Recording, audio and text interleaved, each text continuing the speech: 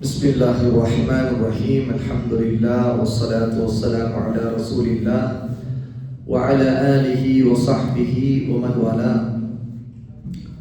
ஷைத்தானுடைய வழிகேடுகளில் ஒன்று உருவப்படங்களை உருவாக்குவது, உருவங்களை வரைவது, அல்லாஹ் படைத்திருக்கக்கூடிய படைப்புகளுடைய உயிர் உள்ள படைப்புகளுடைய உருவங்களை வரைவது.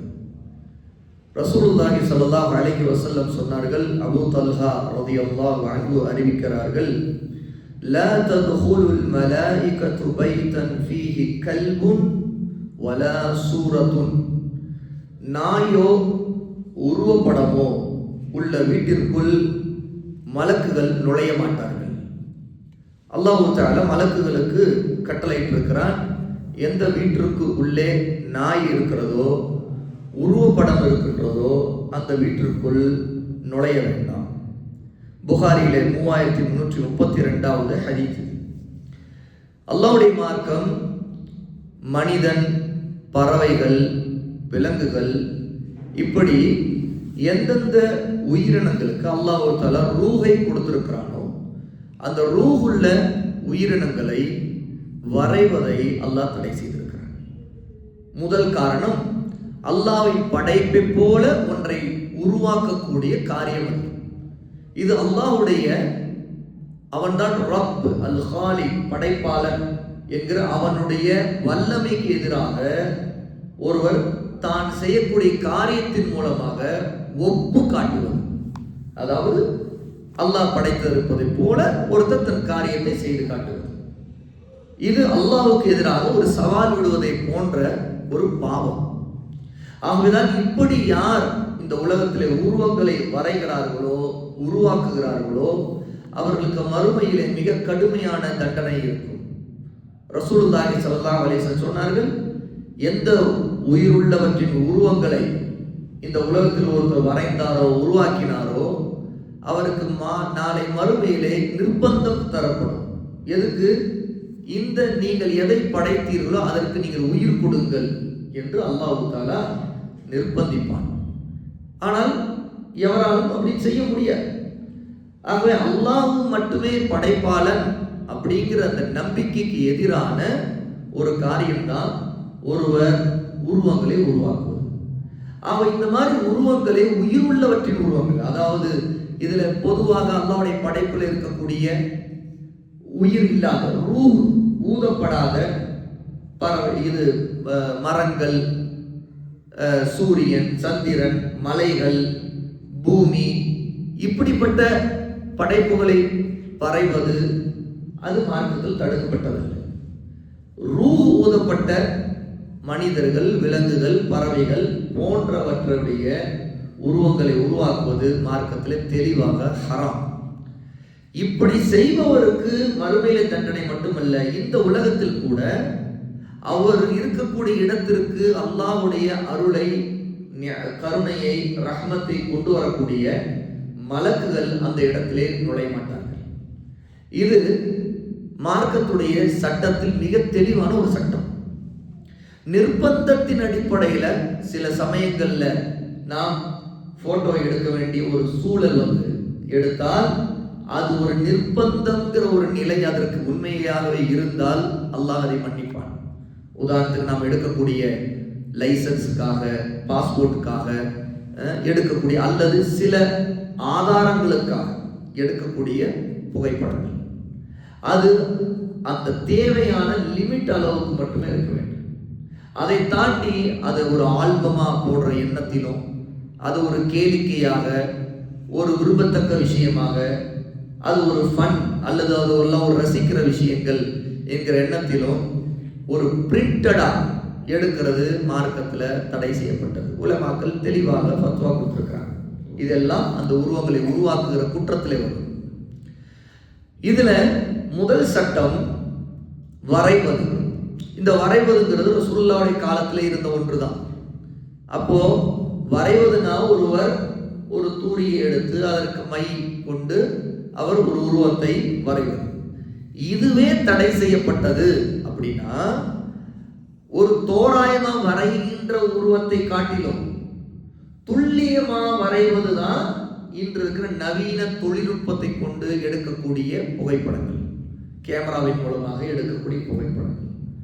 அப்போ நிர்பந்த நிலை இல்லாம பொதுவா திருமணத்துக்காக எடுத்த ஆல்பம் போட்டு வைக்கிறாங்க, இப்படி நிறைய காரியங்களுக்காக எடுக்கிறது இருக்குது. இதை அல்லாஹ் தடை செய்திருக்கிறான். ஏனென்றால் கையால் வரைவது தோராயமாக இருந்த போதே அதை தடை செய்யப்பட்டது தான். அப்படின்னா துல்லியமா வரைவது, இன்னும் அந்த போட்டோ எடுக்கிறது வெரி கிளாரிட்டி ஹை ரெசல்யூஷன்ல எடுக்கிறது இருக்குது, அது இன்னும் அல்லாஹ் தடை செய்த ஒரு காரியத்தில் வரும் சட்டம் சொல்றாங்க. ரெண்டாவது விஷயம், போன்ல எடுக்கக்கூடிய போட்டோஸ் அல்லது வீடியோஸ், இதை பொறுத்த வரைக்கும் அதுல முதல் விஷயம், பொதுவாக நாம் அதை தவிர்க்கத்தான் செய்யணும். ஆனா சில சமயங்கள்ல அதனுடைய தேவை நிமித்தமாக எடுத்தோம்னா பிறகு அதை அழிக்கக்கூடிய நிலையை வைத்திருக்கணும். அதாவது அது ஒளியாக, அது ஒரு பிரிண்ட் இல்லாத நிலையில இருக்கலாம். எப்படி, அது போட்டோங்கிறது அது எடுத்தது போன்ல ஒரு ஒளி வடிவத்துல மட்டும்தான் இருக்குது. அது அணைக்கப்படும் போது அது அணைஞ்சிரும், திரும்ப நம்ம ஆன் பண்ணும்போது அதை பார்ப்போம், அது ஒரு ஒளியாக தான் இருக்குது, அது ஒரு பிரிண்டட் காப்பி இல்லை. அப்படிங்கிற பட்சத்துல அது தேவையான, அதுலேயே விளையாட்டுத்தனம் இல்லாம ஒரு தேவையான நிலைக்கு வைத்திருக்கலாம். ஆனா அது பிரிண்ட் எடுத்தோம்னா அது வரைந்த குற்றத்துல வரும். ஏன்னா எப்பவுமே அச்சடிக்கப்பட்டது ஒரு பிரிண்டா எடுத்து வைக்கிறோம்னா அது ஒரு அசையாத ஒன்றா இருக்கும், அது ஒரு வெளிச்சமாக ஒளியாக இருக்கக்கூடிய ஒன்று இல்லை, அது கலையக்கூடிய ஒன்று இல்லை, அது நிரந்தர நிலையை அடையுது. எப்படி, அது அப்படியே அதை வந்து உதாரணத்துக்கு ஃப்ரேம் போட்டு தொங்க விடுறது இருக்குது, அல்லது ஆல்பமா பிரிண்டடா வச்சிருக்கிறது இருக்குது. இது எல்லாமே மார்க்கத்துல ஹராமானது. ஆனா வெறுமனே அது போன்ல மட்டும் இருந்து அந்த அடிப்படையில் ஒரு ஒளியா மட்டும்தான் இருக்குன்னா உலமாக்கள் ஒரு சிலர் அது வெறும் ஒளிங்கிற அடிப்படையில் அது வரைந்த குற்றத்துல வராதுங்கிற கண்ணோட்டத்தில் சொல்லியிருக்கிறாங்க. அதுல சில உலமாக்கள் பேணுதலுக்காக அதுல நீங்கள் அதிகமா அது ஒரு நோய் போல இன்னைக்கு செல்ஃபி எடுக்கிறதுங்கிறது, அதை கொண்டு நிறைய வீடியோஸ் எடுக்கிறது, தேவையில்லாமலே ஷார்ட்ஸ் ரீல்ஸ் இப்படி வந்து எடுக்கிறது இருக்குது. அது வரையப்படாவிட்டா கூட அந்த ஃபித்னா உருவங்களை உருவாக்கக்கூடிய ஃபித்னாவுக்கு நிகராக மாறுது. எப்படின்னா அது ஒருத்தர் அதே போலவே தன்னை காட்டுவதற்காக அல்லது நடிக்க இப்படி பல காரணங்கள் உருவாக்கி அதை செய்யறாங்க இல்லையா? அப்போ அந்த அடிப்படையில அது தடை செய்யப்படுது. ஒருவருடைய அந்த எடுக்கிற செல்ஃபி எடுக்கக்கூடிய ஒரு போதை, எப்படி இன்னைக்கு நம்ம கேள்விப்படுறோமே, செல்ஃபி எடுக்கிறேன் அல்லது ரீல்ஸ் எடுக்கிறேன் ஷார்ட்ஸ் எடுக்கிறேங்கிற பேர்ல ஓடி வேகமா ஓடிட்டு இருக்க ரயில் பெட்டியுடைய வாசல் அந்த படியில நின்றுகிட்டு கூட வந்து எடுக்கிறாங்க. ஒரு மோசமா ஒரு ஆபத்தான இடத்துல நின்றுகிட்டு அல்லது ட்ரெயின்ல அல்லது பைக்ல போகும்போது அதை எடுக்கிறது, இப்படி பல விதமான இந்த நோய் இருக்குது. இது எல்லாமே ஒருவர் உட்கார்ந்து வரைவதை காட்டிலும் சில சமயங்கள்ல ஒரு மோசமான விஷயமாக மாறுது. அப்ப அந்த வகையில மார்க்கம் அதை தடை செய்யுது. தேவையான ஒரு தவிர்க்க முடியாத ஒரு சூழல்ல பயன்படுத்துவதுதான் வீடியோ, இதெல்லாம் ஆகுமானது ஆகும். இதை உலமாக்கள் உதாரணத்துக்கு ஒருவர் தாவா காரணங்களுக்காக வீடியோ எடுக்கிறது இருக்கு. இப்போ நான் எடுத்துக்கிட்டு இருக்கிறேன், இதை வந்து இது பதிவு செய்யப்பட்டு அப்படியே அப்லோடு பண்ணப்படுது, யூடியூப்ல அப்லோடு பண்ணப்படுது. அப்போ அதை கொண்டு மக்கள் பயனடைவாங்க அப்படிங்கிற ஒரு நிலை இருக்கும் வரைக்கும் இது அனுமதிக்கப்படும்.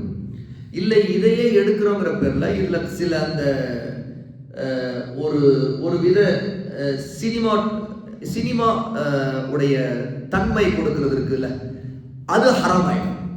எப்படி வீடியோ எடுப்பாங்க, பார்த்தா ஒரு விதத்துல வந்து ஒரு பேக் ஷாட் கொடுக்குற மாதிரி, அப்புறம் அதுக்கு ஒரு ஃப்ரண்ட் ஷாட், அப்புறம் அதுல பலவிதமான ஷாட்ஸ் கொடுத்து அதுல ஒரு கவர்ச்சி, அதை கொண்டு வந்து அதுல ஒரு வித ஜாலங்கள் காட்டி ஈர்க்கிற மாதிரி, அதுல கீழே இருந்து எடுக்க மேல இருந்து எடுக்க, இப்படி ஒரு மாதிரியாக அது எடுக்கிற அந்த காட்சி அமைப்புகள் எல்லாமே ஒரு சினிமா உடைய தனம் இருந்துச்சுன்னா அப்போ அது மார்க்கத்துல வரம்பை தாண்டி போன குற்றத்துல வரும். ஏன்னா அனுமதிக்கப்பட்ட அளவு அது கல்வி ரீதியாக பயன்படுத்துகிற நோக்கத்திற்காக மட்டும் இருந்தால் அது அனுமதிக்கப்படும். அதை தாண்டி இருந்ததுன்னா அது மார்க்கத்துல குற்றமாக மாறிவிடும். ஏன்னுட்டா இதெல்லாம் உருவங்களை உருவாக்குகிற குற்றத்துல, தஸ்வீர் சூரத்தை உருவாக்குதல் அப்படிங்கிற குற்றத்தில் இது வந்துடும். அப்ப அதுக்காகத்தான் இதே கண்ணோட்டத்துல மார்க்கத்துல நிறைய உலமாக்கள் சரியான குர்ஆன் சொன்ன ஆதாரங்களை கொண்டுதான் இந்த உருவங்கள் உருவாக்குற குற்றத்துல தான் சினிமா எடுக்கிறது, நாடகம், அல்லது இன்னைக்கு நிறைய வீடியோஸ், அதாவது குறிப்பிட்ட சில படங்கள்லாம் எடுக்கிறாங்கல்ல, ஷார்ட் ஃபிலிம், இந்த மாதிரி எடுக்கிறது எல்லாமே மார்க்கத்துல ஹராம்னு சொல்லியிருக்கிறாங்க. அதே நேரத்துல கல்வி ரீதியான நோக்கத்திற்காக நடிப்பு இல்லாமல் டாக்குமெண்ட்ரியா சில விஷயங்கள் பதிவு செய்யப்பட்டு எடுக்கப்படும். அதுல நோக்கம் வந்து நடிப்பு இருக்காது, அதுல யாரும் நடிக்க மாட்டாங்க, ஆனா யதார்த்தமா ஒரு பிரசன்டேஷன் இருக்கும், சில காட்சிகள் இருக்கும். அதனுடைய நோக்கம் வெறும் கல்வி ரீதியான ஒரு விஷயத்தை பிரசன்ட் பண்ணுவது மட்டுமே இருக்கும். அப்படி இருந்தால் அது குற்றமாகாது அப்படின்னு சொல்லியிருக்காங்க. அது தேவை நிமித்தமாக இருக்கும். அதே அடிப்படையில் தான் இந்த பதிவு செய்யப்படக்கூடிய பாதுகாப்பு காரணங்களுக்காக, செக்யூரிட்டி பர்பஸ், சிசிடிவி கேமரா இதெல்லாம் அனுமதிக்கப்படுது. ஏன்? இதனுடைய நோக்கம் ஒரு சினிமா எடுக்கிறதோ அல்லது தேவையற்று உருவங்களை உருவாக்குவதோ அதில் இல்லை. அதனுடைய நோக்கம் அது ஒரு லைவ் வீடியோ. குறிப்பா சிசிடிவி கேமராவுடைய கான்செப்ட் என்னன்னா ஒரு லைவ். ஏன்னா அது சேமிக்கப்பட்டிருந்தால் கூட அது எந்த நேரத்திலும் ஒரு கருவி வழியாக ஒரு இடத்தில் என்ன நடக்கிறது என்பதை கண்காணிப்பு நோக்கம் தான் அங்கு இருக்கு. ஆகவே உலமாக்கள் அதை அனுமதித்திருக்கிறாங்க. ஆகவே சகோதரர்களே, இந்த ஹதீஸின் அடிப்படையில் இன்னும் நிறைய ஹதீஸின் அடிப்படைகளில் ஏராளமான ஹதீஸுகள் உயிருள்ளவற்றின் உருவங்களை உருவாக்குவது மார்க்கத்தில் தடை செய்யப்பட்டிருக்குது. சில சமயங்களில் கல்வி நோக்கத்துக்காக சில அச்சடிக்கப்படுற உருவங்களாக இருந்தால் அதனுடைய கண்கள் அடிக்கப்படுறது அல்லது தலை துண்டிக்கப்படுகிற நிலையை நாம் ஏற்படுத்தியது. அந்த அடிப்படையில் உலமாக்கள் அனுமதிச்சிருக்காங்க. முழு உருவமாக இல்லாம சிதைக்கப்படுறது அல்ல குறைஞ்சபட்சம் கண்களை அழித்து விடுதல், இதன் மூலமா அந்த உருவத்தை சிதைப்பதன் மூலமாக அனுமதிக்கப்படும். அது தேவை இருக்கும்போது சரி, அந்த மாதிரி நாம இருக்கலாம். இதுல சிலருக்கு சந்தேகம் வரும், நம்முடைய ஆடையில் இருக்கிற உருவங்கள், அது ஆண்களுடைய ஆடை மட்டும் இல்லை, பெண்கள் தான் இருக்கலாம், குழந்தைகள் தான் இருக்கலாம். அந்த ஆடையில இப்படி உருவங்கள்லாம் இருக்குது, அது மார்க்கத்தில் அனுமதிக்கப்படுமா அப்படின்னு. அதுவும் உருவத்தை உருவாக்குற கூட்டத்தில் வரும். அதுக்கு விதிவிலக்கு உண்டுங்கிறதுக்கு ஒன்றும் காரணமே இல்லை. ஏன்னா ஒரு தெளிவான உருவம் இருந்து அது முழுமையான உருவமாக இருக்கு அப்படின்னா நிச்சயமா அது உருவம் உள்ளதாக தான் உருவத்தை உருவாக்குற, உயிர் உள்ளவற்றின் உருவத்தை உருவாக்குற கூட்டத்தில் வரும். அவன் நாம குறிப்பா சிலருக்கு எங்க சந்தேகம் வரும்னா தொழுகைக்காக மட்டும்தான் அந்த சந்தேகம். மக்கள் என்ன நினைக்கிறாங்கன்னா, தொழுகைக்காக மட்டும் இங்க ஒரு குரக்கடையில் இருக்குது, இது முதல்ல இது என்ன செய்யறது, இது ஒரு குதிரை காலை தூக்கி நிக்கிற மாதிரி இருக்குது, ஒரு சின்னதா தான் இருக்குது, இதை நாம அணிஞ்சு தொழுகலாமா அப்படின்னு நினைக்கிறாங்க. அப்ப தொழுகைக்காக மட்டும்தான் அது நினைக்கிறாங்க. தொழுகைக்காக மட்டும் இல்லை, எப்போதுமே முதலில் நாம இந்த மாதிரியான ஆடைகள் அதை புறக்கணித்தாலே ஒரு கட்டத்துல விருப்பவர்கள் எங்க பகுதியில், எங்க இடத்துல, எங்க கடைக்கு வர்ற கஸ்டமர்ஸ் இதெல்லாம் வாங்கவே மாட்டாங்க, விற்க மாட்டாங்க. அது ஒரு யதார்த்தம். முஸ்லீம்களே அதெல்லாம் வாங்குறாங்கன்னா கடைக்காரர் அதை வாங்கி வச்சு விற்பனை செய்து தான் இருப்பார். முஸ்லீம் குழந்தைகளா இருந்தாலும் எல்லாம் உருவம் உள்ள ட்ரெஸ் அது இது எல்லாம் வாங்கி கொடுப்பாங்க. அப்படின்றத என்ன செய்வார், கடைக்காரர் பொருட்படுத்த மாட்டார். ஆனால் இதை நான் வாங்க மாட்டோம் அப்படின்னு சொல்லிட்டு போயிட்டு வந்தது, திரும்பி ஒரு 4 பேர் திரும்பி போன கடைக்காரர் என்ன செய்வார், ஆஹா வாங்க மாட்டாங்க, ஆகவே நாம இந்த மாதிரி கஸ்டமர் சிலர் இருக்கிறாங்க, அவங்க அதுக்கு அந்த மாதிரி பிளைனா தான் கேட்பாங்க, உருவங்கள் இல்லாம கேட்பாங்கன்னு சொல்லிட்டு அதை எடுத்து தருவாங்க. உங்களுக்கு இதெல்லாம் இருக்குது அப்படின்னு எடுத்து தருவாங்க. அப்ப நாம இதுல காட்டக்கூடிய அலட்சியம் இருக்குல்ல, அந்த அலட்சியம் தான் மார்க்கத்தை நாம பேணாம இருக்கிறது காரணமா மாறுது. மார்க்கத்தை பேணாம நாம இருக்கிறது மட்டும் இல்ல, மார்க்கத்துக்கு எதிராக விற்பனைகள் நடப்பதற்கு காரணமா இருக்கு. எந்த அளவுக்கு ஹிஜாபுடைய வியாபாரம் இன்னைக்கு புர்கா பர்தா விற்கிறவங்க நிறைய டிசைன்ஸ் போட்டு, நிறைய ஜரிகை ஜிமிக்கி எல்லாம் போட்டு விதவிதமா கட்டிங் கொடுத்து ஸ்டைல் பண்ணி அதை விற்பனை செய்யறாங்க. அப்போ விற்பனை செய்யறவங்க அவங்க நோக்கம் என்னன்னு கேட்டா, இது கஸ்டமர் இருக்கிறாங்கன்னு விற்கிறாங்க. ஆனா இங்க பிரச்சனை கேட்ட ஏற்கனவே உம்மத்து ஈமான்லையும் கல்வியிலும் எல்லாத்துலயும் படு பாதாளத்துல இருக்கு. அப்போ பெண்கள் என்ன செய்யறாங்க, முதல்ல ஹிஜாபுடைய நோக்கமே அறியாம தான் அணிகிறாங்க. ஹிஜாப் ஏன் அணிகிறன்னு தெரியல அவங்க. அப்போ அவங்க என்ன செய்யறாங்க, போய் கடைக்கு ஹிஜாப் வாங்க போறேன்னு போனா என்னென்னமோ டிசைன்ஸ் இருக்கு. ஒரு டிசைன் இவ்வளோ டிசைன்ஸ் இருக்குதா அப்படின்னா அப்பதான் கடைக்கு போய் பார்க்குறவங்களுக்கு புது டிசைன் வந்திருக்குதான்னு அப்போ அடுத்து கேட்க ஆரம்பிக்கும்.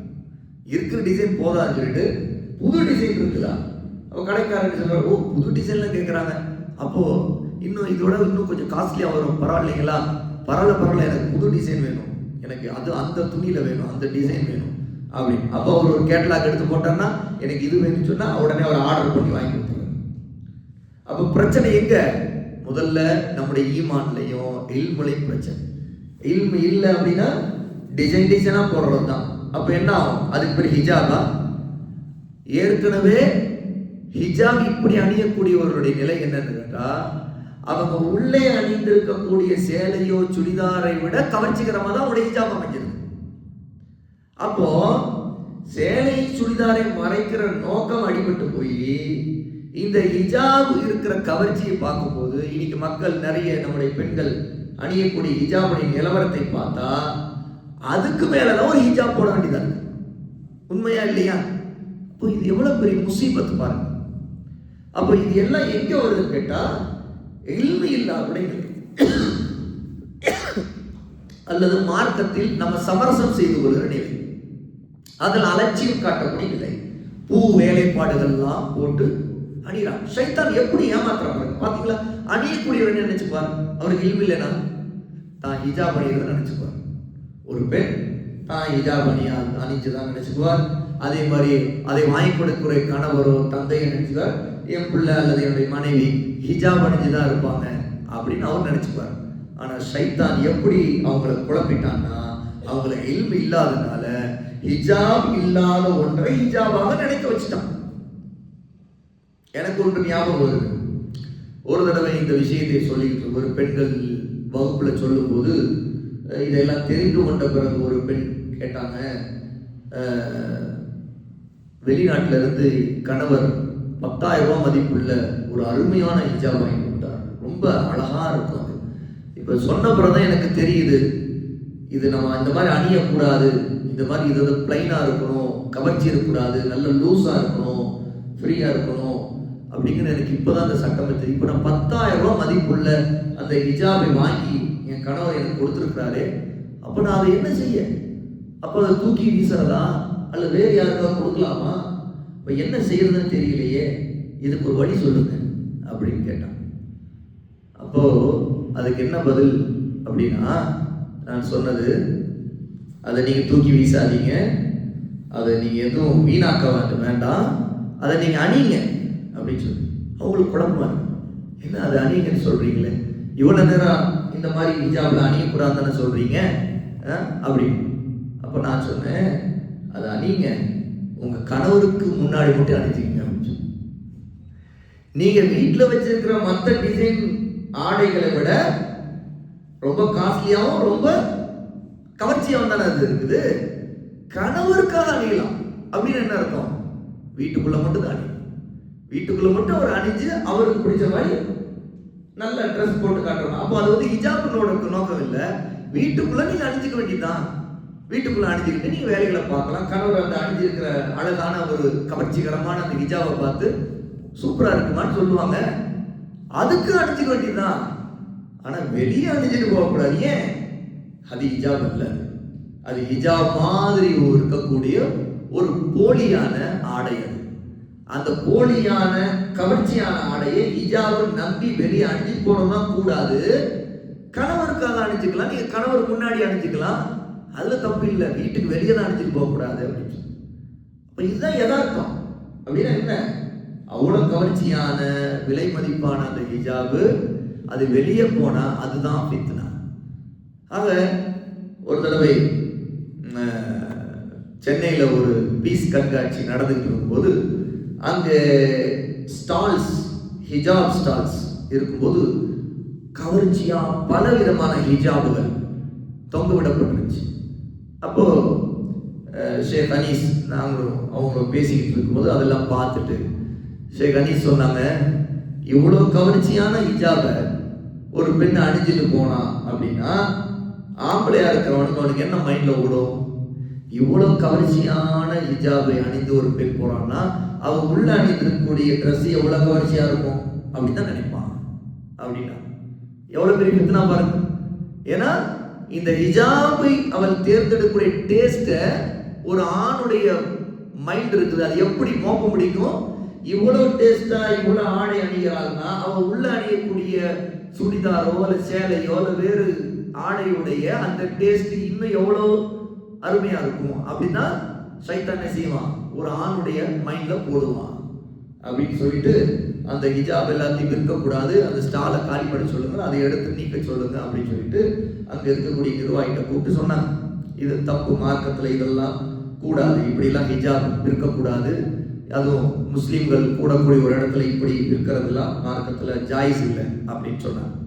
அப்போ ஷைத்தான் எப்படியெல்லாம் நம்முடைய மக்களை இல்மு இல்லாதனால் குழப்புகிறான் என்பதற்கு இதெல்லாம் ஒரு மிக முக்கியமான விஷயம். ஆகவே உருவங்களை உருவாக்குவது, அதே மாதிரி அது ஆடையில் இருந்தாலும் சரி அதை தவிர்க்க வேண்டும். அந்த ஆடை கவர்ச்சிகரமாக குறிப்பாக பெண்கள் ஹிஜாப் அணிவது, இதையும் கட்டாயம் அதில் இருக்கக்கூடிய கவர்ச்சிகள் இல்லாத ஒரு பிளைனான கவர்ச்சி இல்லாம நல்லா அதுவும் டைட் இல்லாம லூஸா இருக்கக்கூடிய ஹிஜாபை அணியணும். சில நேரத்தில் அறியாமை நம்ம அணிஞ்சிருப்போம்னா கூட உடனே அதை சீக்கிரம் சரி செய்து அது நல்ல ஒரு பிளைனான ஹிஜாப் வாங்கி அணிந்து கொள்ளணும். அப்படித்தான் இருந்து கொள்ளணும். அதே மாதிரி ஆண்களுடைய சில நேரத்தில் அறியாமையில் உள்ள ஒரு தவறு என்னன்னு கேட்டா, அவங்க அணியக்கூடிய சட்டையில இப்ப என்ன ஒரு ட்ரெண்ட் வந்திருக்குன்னா பூ வேலைப்பாடுகள், நிறைய பூ பிரிண்ட்ஸ் இருக்கக்கூடிய சட்டைகளை அணிகிறாங்க. இதுவும் மார்க்கத்தில் ஒரு தடுக்கப்பட்ட காரியம். எப்படி? தெளிவா அது பெண்களுக்கு இருக்கக்கூடிய அந்த தன்மையை வெளிப்படுத்துது. பெண்களுடைய ரசனை, பெண்களுடைய ரசனை எப்படி? அவர்கள் அணியக்கூடிய ஆடையில அதிகமா அந்த பூமயமான நிறைய பூக்கள், நல்ல ரோஜா பூ, அந்த பூ இந்த பூ மாதிரியா போட்டு அந்த மாதிரி பிரிண்ட்ஸ், அந்த டிசைன்ஸ் அதுல இருக்கும். ஆகவேதான் பெண்களுக்கு ஒப்பாக ஆண்கள் ஆடை உடுத்தக்கூடாது. அது ஆடையுடைய வடிவம் மட்டும்தான் அப்படின்னு நிறைய பேர் நினைக்கிறாங்க. நம்ம ஒரு ஆண் வந்து சுடிதார் எடுத்து போட்டு போட மாட்டான், சரியா? அப்படி போட்டா நம்ம என்ன சொல்லுவோம்? அவன் அரவாணி ஆகிவிட்டான்னு தான் சொல்லுவோம். ஆனா அதுல நம்ம தெளிவா இருப்போம். ஆனா அறியாமையின் காரணம் என்ன செய்வோம்னு கேட்டா, பெண்கள் எப்படி சில நிறங்களை அல்ல சில அந்த பெண்களுக்கே இருக்கக்கூடிய தன்மை, ஆணுக்கு உள்ள தன்மை, அவருடைய ஆடை அமைப்பு, அந்த ஆடையுடைய நிறம் வித்தியாசம் நல்லா தெரியும். ஆண்களுடைய ஆடை பார்த்தா எல்லாருக்கும் நல்ல வித்தியாசம் தெரியும். ஆனா சட்டுன்னு ஒரு ஆண் வந்து நல்ல பூ சிக்கி சிக்கி சிக்கின்னு பூ போட்டுக்கிட்டு வந்து நிக்கிறான்னு வைங்க, அது எப்படி இருக்கும்? அதோடைய வித்தியாசம் என்ன ஒரு மாதிரியா வித்தியாசமா இருக்குது. ஏன்னா அது பெண்களுக்கு மட்டுமே உள்ள விஷயம். பெண்களுக்கு தான் அந்த தன்மை மார்க்கத்தில் ஆகமாக்கப்பட்டிருக்கு. பெண்கள் வந்து நல்ல பூ போட்ட மாதிரி, ஏன்னா ஒரு ஆண் அதை போட்டாலே அது ஒரு பெண்மைத்தனத்தை காட்டும். சில நேரத்துல லுங்கி அணிவாங்க, அது சில ஊர்கள்ல ஒரு ஃபேஷன் போல இருக்குது. எப்படி? இந்த மலேசியா, இந்தோனேசியா லுங்கின்னு சொல்லிட்டு அதை இறக்குமதி செய்துட்டு அதை கட்டுறது. அந்த லுங்கியை பார்த்தா அவ்வளவு பூ வேலைப்பாடு, பார்த்தா பல நிறங்கள்ல ஒரு மாதிரி அந்த அது பார்த்த சில சமயங்கள்ல ஒரு பெண் அணிந்திருக்கக்கூடிய கீழாடை போல அது அவங்களுடைய கலர், அந்த காம்பினேஷன் எல்லாமே இருக்கும். அது பல நேரத்தில் ஒரு ஆணுடைய நடையில கூட ஒரு வித இழிவை ஏற்படுத்துது. ஒரு ஆணுக்கு இருக்கிற கம்பீர நடை கூட இருக்காது, ஒரு மாதிரியே பெண் நடை அங்க வந்துருது. அது கொஞ்சம் கவனிச்சு பார்த்தா தெரியும். ஏன்னா அந்த பெண்மைத்தனம் அது தொத்துது. இது தெளிவா ஹதீஸ்ல ரசூல் சபிச்ச ஒரு பாவம். எப்படி? ஆண்களை போன்று நடக்கிற பெண்களை, பெண்களை போன்று நடக்கிற ஆண்களை அல்லாஹ்வின் தூதர் சபித்தார்கள். அது நடைன்னு மட்டும் நினைச்சிடக்கூடாது. நடப்பதுன்னா ஒப்பாகுவதுன்னு அர்த்தம். ஒப்பாகும், தஷ்பீஹ்னா ஒப்பா இருக்கு. அது ஆடையில இருக்கலாம், பாவனைகள் கூட மார்க்கத்தில் அதனால தான் தடை செய்யப்படுது. பாவனைகள் பேசும்போது ஒரு மாதிரி பெண்ணிய பாவனை, ஒரு மாதிரி பெண்ணை போன்ற செய்கள், கை அசைவு, பாவனை செய்வது இது மார்க்கத்தில் கூடாது. அப்படி ஒருத்தருடைய இயல்புல சில இயல்பு சிலருக்கு அந்த மாதிரி வச்சுன்னா அவங்க அல்லாஹ்வுக்கு அஞ்சி தன்னை சரி செய்து கொண்டே இருக்கணும். அவங்களை மீறி நடக்குதுன்னா அல்லாஹ் மன்னிச்சுவோம், அது மேல் குற்றமாகாது. ஆனா அதை விரும்பி அவர் செய்யறாரு அப்படின்னா, அது எனக்கு பிடிச்சிருக்குன்னு செய்யறாரு, அது மார்க்கத்துல சபிக்கப்பட்டதான். பெண்ணை போலவே நடக்கிறது. இந்த மாதிரி சில நேரத்துல அல்லாஹ் தஆலா உடலை ஏற்படுத்த ஒரு இயல்பின் காரணமா ஒருத்தருடைய குரல் கொஞ்சம் பெண்மை குரலா இருக்கும், அல்ல ஒரு பெண்ணுக்கு ஆண்மை போன்ற ஒரு குரல் தொனி இருக்கும், உரத்த மாதிரிய நிலை இருக்கும். இது அல்லாஹ் மன்னிச்சிடும். அது வந்து அல்லாஹ்வுடைய படைப்புல இருக்கக்கூடிய நிலை. ஆனா நாம விரும்பி தேர்வு செய்யக்கூடிய விஷயம் இருக்குதுல்ல, நான் சொன்னது போல சட்டையை நல்லா பூக்கள் போட்டு ஒரு பெண்களுக்கு போகக்கூடிய இதை, அல்லது பெண்கள் தைக்கக்கூடிய துணி, அந்த மாதிரியே துணியை ஒன்று வாங்கி தச்சு போட்டுக்கிறது, அது அதே மாதிரி லுங்கி அது மாதிரி இல்லாம பெண்களை போல உள்ள ஆடை நயங்களை ஏற்படுத்தி, இது எல்லாமே மார்க்கத்துல தபர்ருஜ், அதாவது என்னது, பெண்மையை வெளிப்படுத்தக்கூடிய அல்லது அலங்காரத்தை வெளிப்படுத்தக்கூடிய குற்றத்துல வந்துடும். அல்லாஹ் தஆலா நம்முடைய காரியங்களை லேசாக்கணும், இல்மை கற்றுக்கொள்ளணும், நம்முடைய ஏற்படக்கூடிய தவறுகளை திருத்திக் கொள்ளணும். அல்லாஹ் தஆலா நமக்கு நேர்வழி காட்டுவானாக. வ ஆகிரு தஅவானா அல்ஹம்துலில்லாஹி ரப்பில் ஆலமீன்.